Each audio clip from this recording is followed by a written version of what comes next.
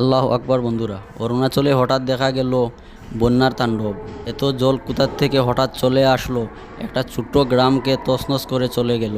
এসব হচ্ছে আল্লাহর গজব। আল্লাহর গজব এই ধরনেরই হয়। আল্লাহ চাইলে 5 মিনিটের মধ্যে পুরো পৃথিবীটাকে ধ্বংস করে দিতে পারেন।